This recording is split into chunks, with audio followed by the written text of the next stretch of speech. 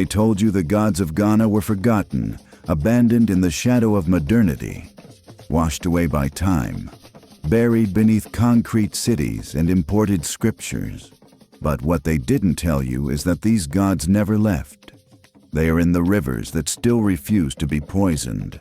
They are in the thunder that still answers lies. They are in the dreams of children who wake up whispering names they've never heard, but somehow still know. Ghana's gods are not relics. They are roots, living, breathing, waiting to be remembered.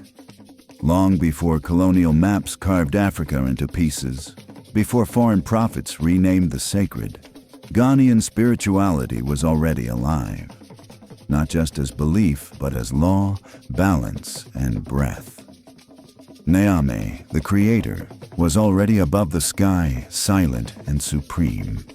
Asase Yah was already beneath our feet, blessing and reclaiming life with every step. The rivers, forests, and stars were not objects of worship, but expressions of the divine. Every god was a force, of nature, of justice, of memory. These were not myths told to pass the time.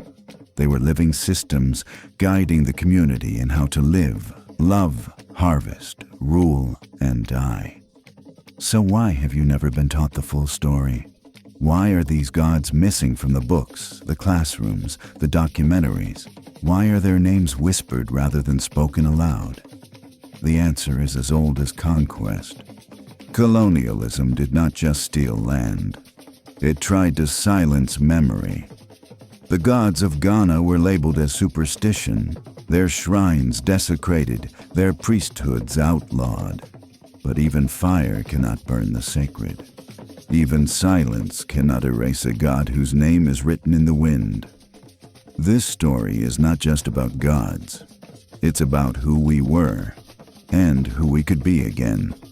It's about the sacred knowledge encoded in our language, in our rivers, in our bones. This is not a return to the past. This is a reawakening of what was never truly lost. These 10 gods, Nyame, Asase Yah, Tano, Anansi, Owuo, Mawu, Lisa, Agbe, Hevioso, and Wulbari, still walk with us, still speak through storm and story. And today we will tell their full truth. No edits, no shame, no skipping a single name.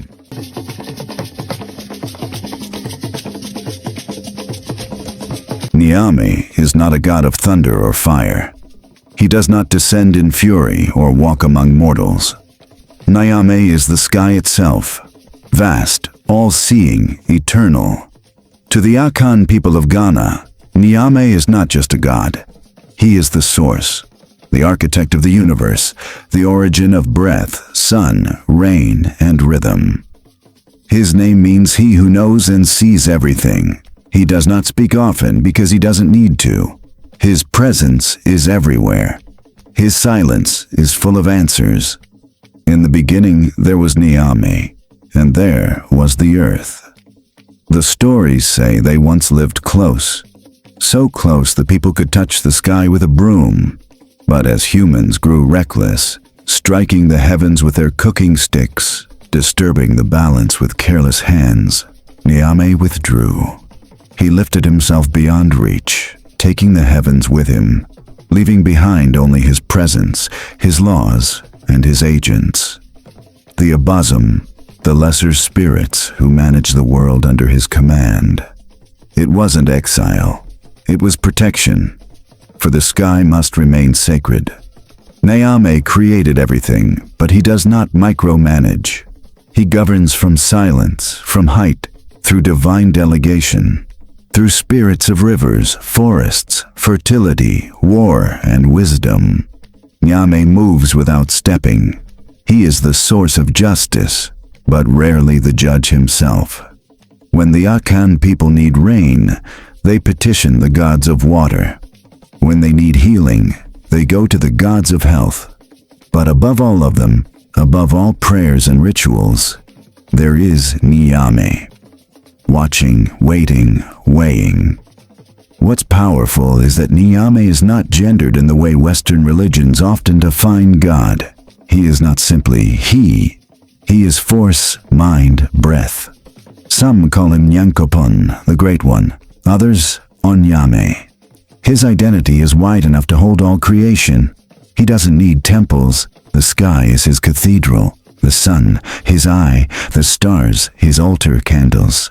Yet despite his distance, Nyame is not unreachable. He is invoked through the ancestors. He is felt in dreams. He is honored in silence. When a child is born, Nyame is thanked. When a village survives a storm, Nyame is praised. When a liar is punished by thunder, even if it came from another god, the people know Nyame allowed it. To understand Nyame is to understand that the greatest power does not shout. It simply is. He is not worshipped through fear, but through awe. He does not force loyalty, he earns it with breath. In a world drowning in noise, Nyame remains the highest truth. Still, present, watching from above, always.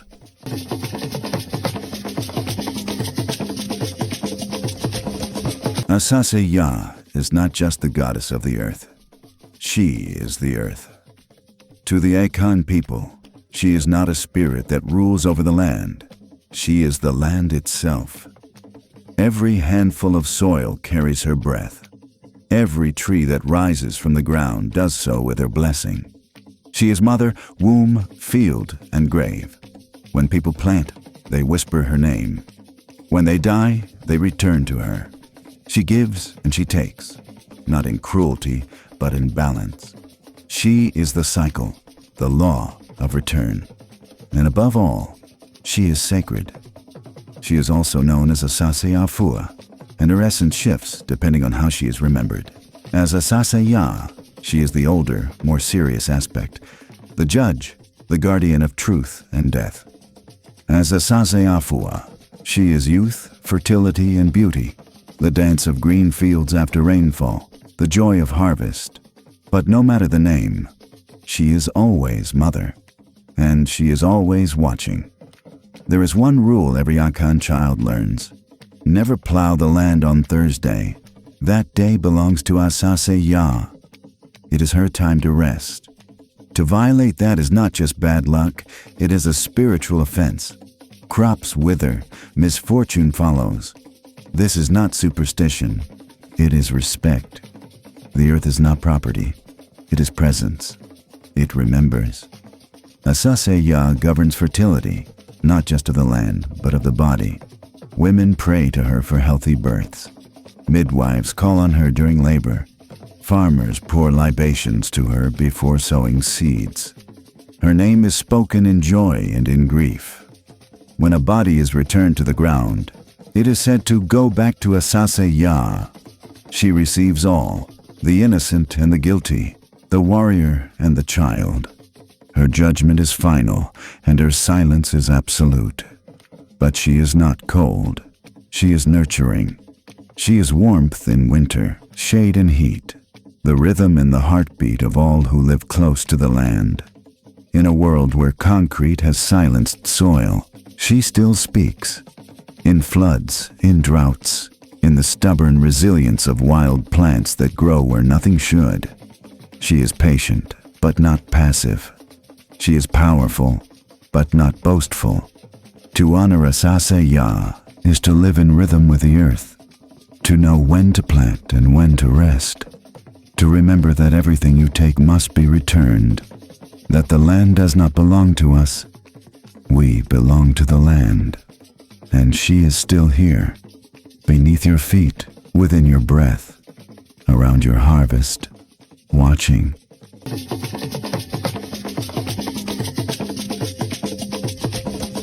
Tano is not a river you cross without reverence. His waters do not simply flow, they judge, they watch, they remember. Tano, also known as Ta Kora, is the spirit of the Tano River and one of the most powerful deities in Akan spirituality. He is not gentle like a stream, he is swift like a blade. A god of water, yes, but also of war, protection, and divine justice. He does not forgive easily. He does not forget betrayal. His current carries truth, and truth is his weapon. To the people who live near his river, Tano is not just worshipped, he is feared. He is respected like a chief, approached like a judge, defended like a brother. When warriors go into battle, they call on Tano. When disputes cannot be settled, they swear oaths upon his name. For to lie under his spirit is to risk death. He is the enforcer of cosmic law, the purifier of polluted hearts, the avenger of the innocent. His temples are not just places of prayer.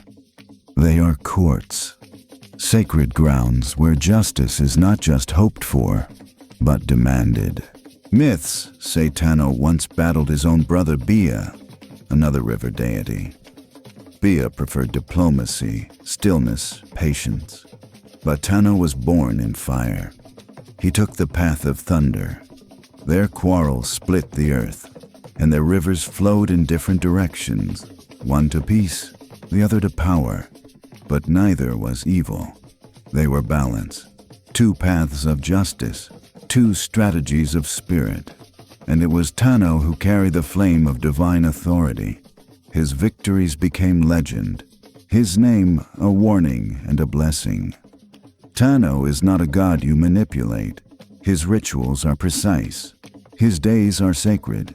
His waters are not to be polluted. To do so is to invite sickness, misfortune, or even spiritual attack. Offerings are made at his shrines, often with white cloths, eggs, schnapps, tokens of purity and peace. But peace must be earned. If your intentions are false, Tano will not hear you. And if you harm his people or defile his name, you may find yourself face to face with the spirit of vengeance flowing like flood. And yet, he is also a healer. His waters, when approached with respect, are used for spiritual cleansing, purification rites, and renewal. He protects not only the body, but the soul. He is not angry without cause.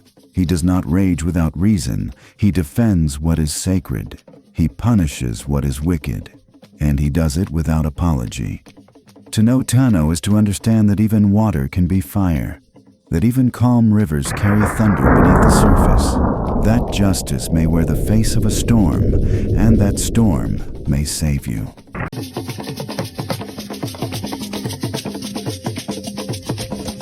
Anansi is unlike any other god. He doesn't throw lightning. He doesn't rule over mountains or command oceans. He spins, he weaves, he deceives, he teaches. He is the spider who outsmarts kings, gods, and sometimes even fate itself. To the Akan people and across much of West Africa and the diaspora, Anansi is more than a trickster. He is the keeper of stories, the divine teacher hidden in jokes, the spider god who binds wisdom and laughter in the same thread. He was not always the master of stories. Long ago, it is said, all tales belonged to Niame, the sky god. But Anansi, small, clever, underestimated, desired them. Niame laughed at the request and challenged Anansi to capture three dangerous beings: Onini the python, Osebo the leopard, and the Moboro hornets. Surely, Niame thought, the spider would fail. But Anansi did not fight with strength. He used intelligence. He tricked them one by one, proving that brain could defeat brawn, and that even the small could change the course of myth. Niame, astonished, kept his word. And from that day, all stories belong to Anansi. But Anansi's tales are not just for entertainment. They are tools, mirrors, warnings. In his stories, fools rise and kings fall. Greed is punished, humility is rewarded. He tricks for justice, for survival, sometimes for pride, but always with a purpose. Children learn morality through his cunning. Elders laugh at his mischief, but never forget his wisdom. In every Anansi tale, there is a lesson hiding behind the laughter. Anansi is the god who made memory indestructible. even through slavery, through exile, through chains and diaspora. His story survived. He crossed the Atlantic hidden in the minds of the stolen. In the Caribbean, he became Br'er Spider and Compère Lapin. In the American South, he morphed into Br'er Rabbit. In Suriname, Jamaica, Trinidad, his name remained. He was freedom wrapped in fiction, resistance disguised as folklore. He showed that you could not kill a god who lived in story. Anansi does not demand offerings, he demands thought. He wants you to question, to observe, to learn. He reminds us that divinity is not always distant or grand. Sometimes it is clever, flawed, funny, and still holy. He teaches that wisdom is everywhere, if you're willing to look closely and laugh deeply. To understand Anansi is to understand the soul of Ghanaian wisdom, cunning, sharp, unbreakable. He is the thread between past and present, the voice that says, even when you are small, you are never powerless.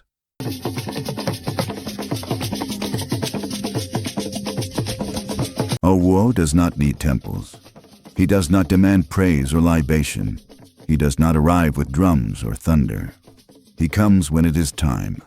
Quiet, final, absolute. In Akan spirituality, Owo is not merely the god of death. He is death. Not a figure of evil, but of inevitability. Not a monster, but a gatekeeper. His presence is the echo that reminds all living things that nothing lasts forever. And yet, he is not to be feared. He is to be understood. The Akan people describe Owo not as a demon, but as a force, a principle, a being that simply fulfills his duty. He takes the young, the old, the strong, the weak. He makes no deals, accepts no bribes. Even the gods cannot escape him. And in that, he is the great equalizer, the one who humbles kings and comforts the suffering, the one whose silence speaks louder than any prophecy. In some stories, Owo is said to have challenged Anansi, tricked him, or was tricked by him. In others, he walks the earth in human form, seeking the one who dares to live forever. But no matter the tale, the message is clear. You cannot outrun Owo. You can only prepare to meet him. And how you meet him defines the measure of your life. Owo does not punish. That is not his role. He is not a judge. He is a transition, a doorway. When a person dies, they return to Asasaya, the earth. But it is Owo who opens the gate. He separates breath from body, time from soul. And in doing so, he maintains the sacred rhythm of the world. Without him, there would be no renewal, no space for the unborn, no rest for the ancestors. Death in Akan cosmology is not the end. It is a shift, and Owo is the one who allows it. But Owo is not celebrated. He is acknowledged. He is spoken of with caution. His name is not invoked lightly, for his presence is heavy. When death strikes, the Akan do not simply mourn. They observe rituals. They guide the departed through the proper rites, ensuring Owo does not trap their soul between worlds. Funerals are not just farewells. They are spiritual navigations. To know Owo is to accept the truth most fear to face, that death is part of the divine design, that endings are sacred, that the darkness at the end of the path is not evil, it is transition. It is Owo, waiting not to destroy, but to deliver.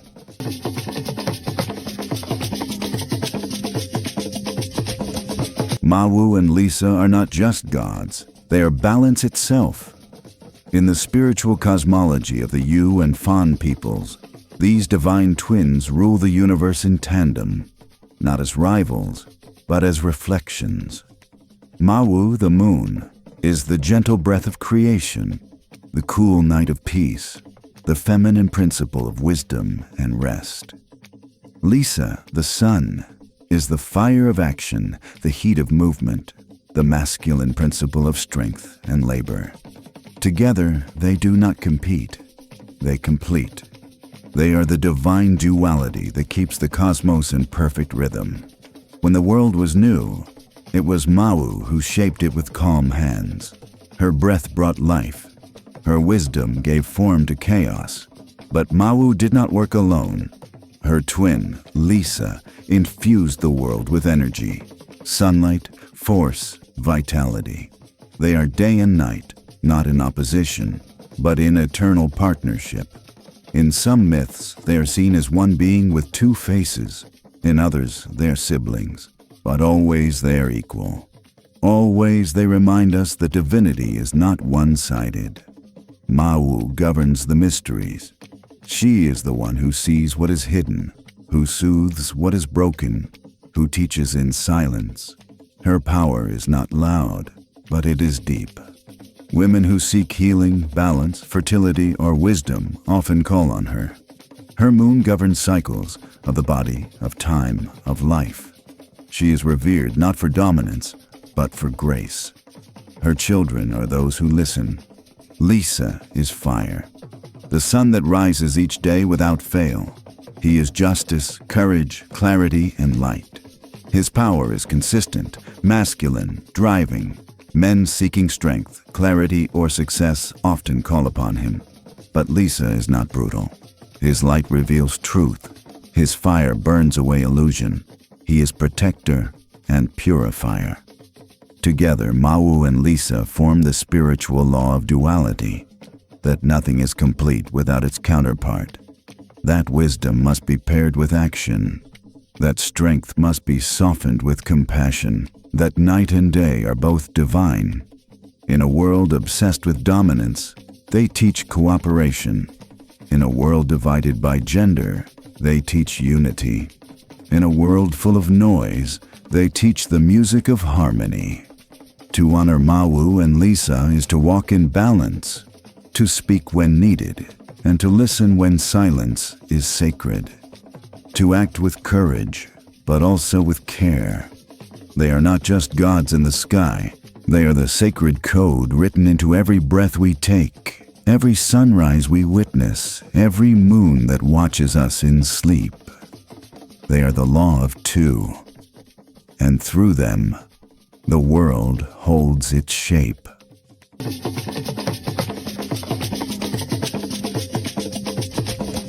Agbe is not a god you see. He is the one you feel. He is the breath that enters you at birth, the sigh that leaves you at death. In Iwe spirituality, Agbe is the divine essence of life itself, not a god of one thing, but the god of all things living. His name means life, but that translation is too small.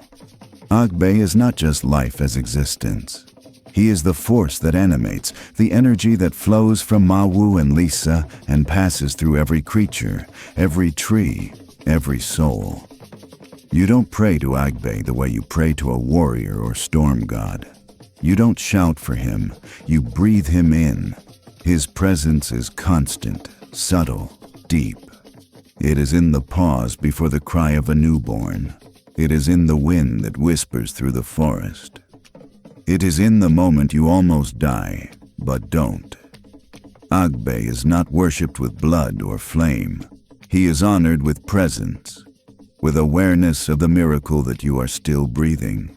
In some traditions, Agbe is considered the sun or aspect of Mawu, her living energy released into the world. In others, he is the animating spirit within all things. He does not rule over thunder or water or crops. He rules over rhythm. If the body is a drum, Agbe is the beat. If the world is a garden, Agbe is the sap. Without him, the gods are distant.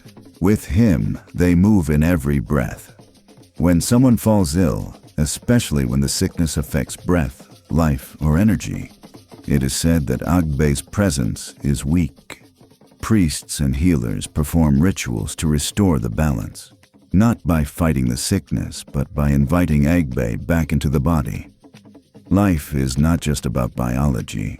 It is about spiritual presence, and Agbe is that presence. To honor Agbe is to respect life, not just human life, but all life. The animals, the trees, the rivers. All of them breathe. All of them carry Agbe. In the old ways, when people killed an animal, they gave thanks to Agbe for the breath that once moved through its body. When they planted, they asked Agbe to rise through the soil. When they prayed, they began with breath, because breath is where spirit begins. Agbe is not a god of spectacle. He does not demand drama. He only asks you to remember that every breath is borrowed, that your life is not your own. It is a gift moving through you. And one day, Agbe will leave your chest and flow into another. To know Agbe is to remember you are still alive, and that, in itself, is divine.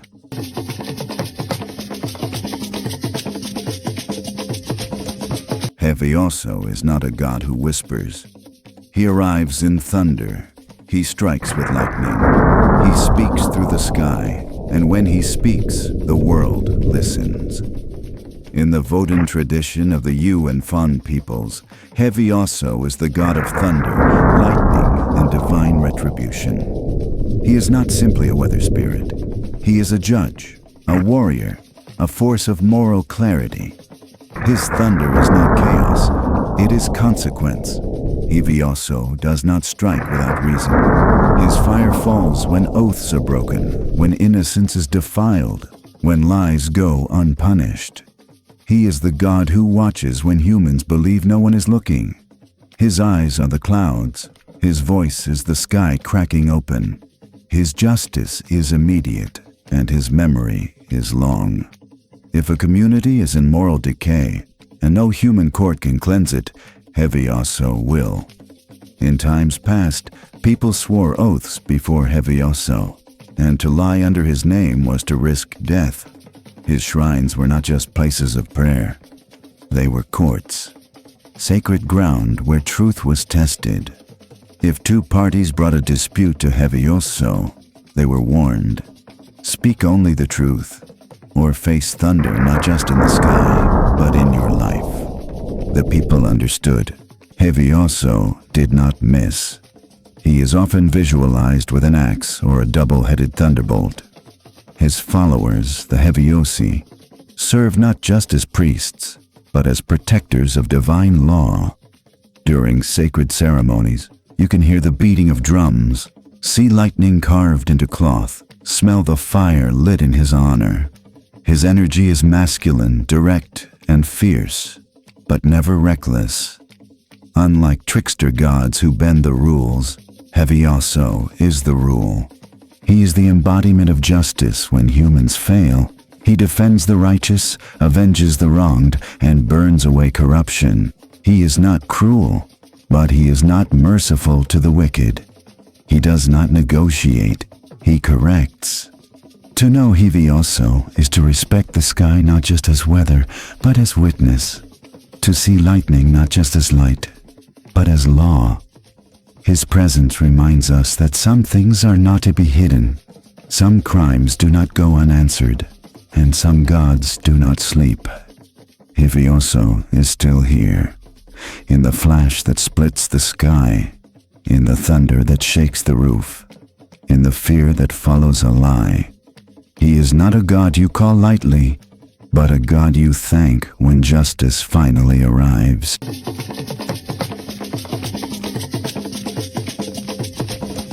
Wulbari was once close, not distant like some gods, not withdrawn like some creators. He was here, present, near, part of the daily breath of life. Among the Krachi, Grunsi, and other peoples of Ghana's northern regions, Wulbari was the god of the sky, the creator, the high being who once walked the earth. But he is not remembered for thunder or flame. He is remembered for leaving. The myth is simple, but powerful. In the beginning, Wulbari lived among humans. The sky was low, and the divine was close. People could touch the heavens. They cooked beneath his presence. They worked with him nearby. But over time, they grew careless. They struck the sky with their pestles while pounding fufu. They shouted, dirtied the sacred space, acted without reverence. And so, Wulbari rose, slowly, without drama. He ascended into the sky, pulling the heavens with him, out of reach, out of touch. It was not rage that moved him. It was disappointment, a quiet heartbreak. Humanity had forgotten how to live with the divine. And so, Wulbari left, not forever, but far enough to be missed. This story is not about punishment. It is about presence, about how we treat what is holy when it becomes too familiar. Wulbari's withdrawal is a spiritual parable. It teaches that divinity is a gift and that irreverence has consequences. The gods may be patient, but they are not blind.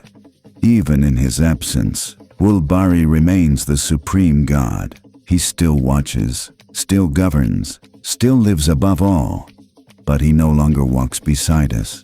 His voice is now heard in dreams, in rare visions, in moments of pure silence. The people still call on him in blessings, in birth rituals, in times of despair. But they know he answers in his time, not ours. In Wulbari's retreat, there is a message.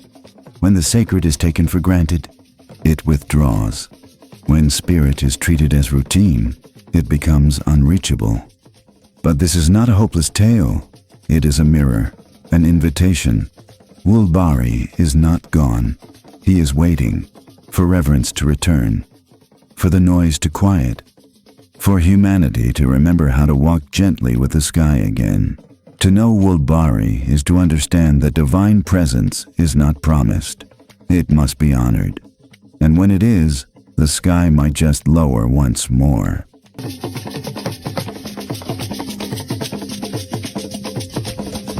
They said the gods of Ghana were gone, that they faded with time, that they vanished beneath churches, mosques, and modernity. But they were wrong. The gods did not disappear. They were buried. Beneath silence, beneath shame, beneath the forced forgetting that came with conquest, with conversion, with colonization. And yet, even silence cannot hold a god forever. Nyame still watches from the sky. Asase Ya still receives the dead and blesses the living. Tano still flows with justice. Anansi still weaves wisdom through story. Owuo still walks silently among us. Mawu and Lisa still balance the world. Agbe still breathes through your chest. Hevioso still thunders when lies go unpunished. Wulbari still waits for reverence to rise again.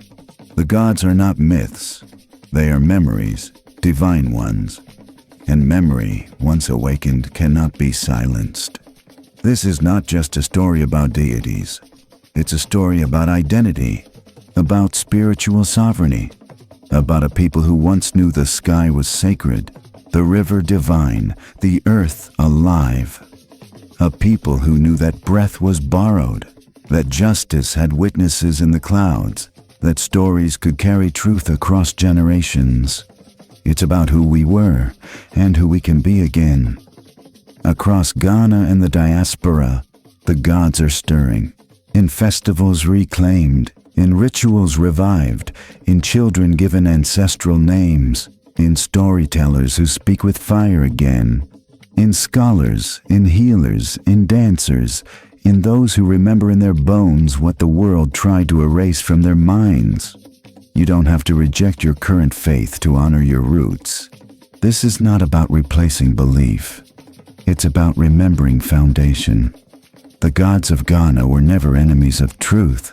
They were the first teachers, the first protectors, the first reflections of the divine in African form. And they are returning, not on clouds, but in consciousness. Not with wrath, but with rhythm. Not to dominate, but to remind. If this story moved you, stirred something ancient within your soul, don't let it go. Like this video. Share it. Subscribe. Let the names of the gods be spoken again, not in fear, but in pride. Because the gods of Ghana are not gone. They're just waiting to be remembered.